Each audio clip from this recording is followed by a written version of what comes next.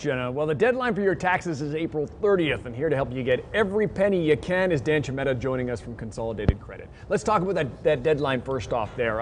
What happens if I don't have my taxes in by the 30th? Yeah, then you're assessed a late penalty of 5% and then 1% every month thereafter. So when you look at the 12-month course, you're looking at 17%. Wow. So it's pretty significant. We want to make sure that we file even before April 30th. That would be beneficial to everybody, I think. Yeah, especially the person who's putting it through processing it for me. What happens, although I don't have to file if they're going to owe me, right? If the government owes me money.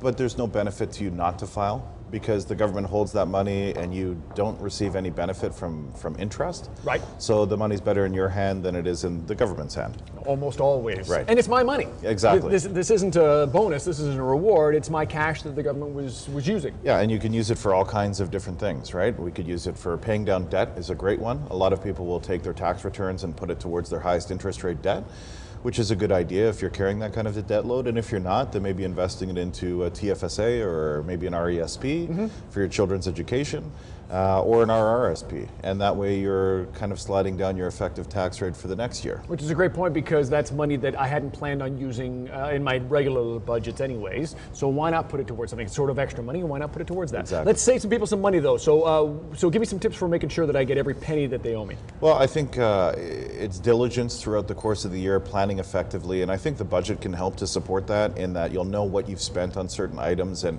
if you've kept receipts, it's important as well. Right. Oftentimes people lose receipts for medical expenses. So what I recommend is going to a large national retailer as an example, and that way they have a central database for all of the things that I've done. So a person like me who travels an awful lot, right, I can go to one of those kind of drug marts in Winnipeg, get a prescription, and then when I'm back in Toronto doing my taxes, I'm still able to get those receipts. It's all on file. I mentioned the cell phone earlier. How can my personal cell phone be a business expense? Yeah, if you're using it for business, I mean, you still have to prove it, right? So it's important for you to keep your receipts or your bills, if you will, if they're broken down into calls and the numbers and all the details. The other thing you can do is get a T2200, which is a form that you can get from the CRA website, okay. Declaration of Terms of Employment. So if you're required to use your cell phone as part of an employment contract, then your employer will sign off on that and allow you to receive some benefits back on that as well. Okay, so there's an additional form on that. So give me one more way I can save when it comes to my taxes. Yeah, I mean, there's things like different education practices with your kids, maybe daycares, these kinds of things. Really going to the CRA website, I think you'd be surprised to see all of the things that you could to do rebates with. Right. But the problem is people just fail to do it because they feel that if I do too many rebates, I'm going to be assessed, and that's not the case. Assessments are really done at random.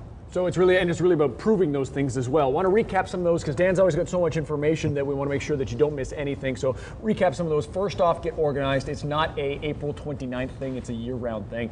You want to file on time, or as Dan said earlier, if you can. Find those tax credits, lots of links for you on breakfasttelevision.ca. Don't forget about things like transit student loans and things like that. Your student can actually save you some money, mom and dad. Your cell phone, if you can prove it, can actually save you. And don't forget that child care as well, because that can be a big difference for a lot of people when it comes to their budgets. More information on breakfasttelevision.ca. Going to take a break. There's still plenty to come today on BT.